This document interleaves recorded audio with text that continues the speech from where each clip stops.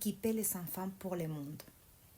Pendant des années, j'ai fait l'instruction en famille, école à la maison. Bien que je n'ai pas demandé l'avis de qui que ce soit, on me disait, mais ces enfants, ils doivent apprendre à vivre dans le monde. Le monde, c'est pas du coton. J'ai fait l'école à la maison jusqu'à septembre de 2024. Ils ont fait leur première grande rentrée en CO2, CM1, CM2 et 5e.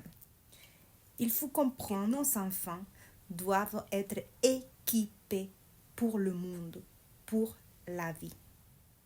S'il y a un chemin de pierre, je ne vais pas lui dire à l'enfant, va marcher dessus pour que tu vois qu'il y a des pierres et que ça fait mal. Je vais d'abord lui apprendre à s'équiper avec des chaussures adaptées pour marcher sur ces pierres. En tant que parents, nous devons équiper nos enfants. Les envoyer dans le monde, oui, mais nous devons les envoyer équipés. C'est notre devoir, c'est notre responsabilité. Oh, il va apprendre.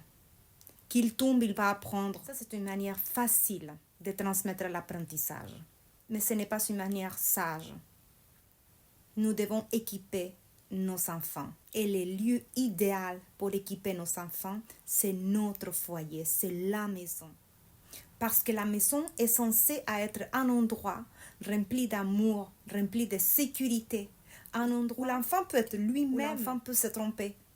Donc le meilleur endroit pour équiper nos enfants pour la vie, pour le monde, ce n'est pas le monde, c'est les foyers, c'est la famille. C'est dans les foyers que nous devons parler de sexualité, d'identité sexuelle. Un enfant doit être équipé et outillé au sein de la famille, au sein du foyer, à travers des conversations saines entre les parents et l'enfant. Un enfant ne va rien apprendre de constructif s'il marche sur des pierres qui font mal. Il va juste s'abîmer. Nous devons outiller et équiper nos enfants au sein du foyer. Le foyer est le meilleur endroit pour préparer un enfant à la vie adulte, pour préparer un enfant à une bonne santé spirituelle, psychologique pour la vie future.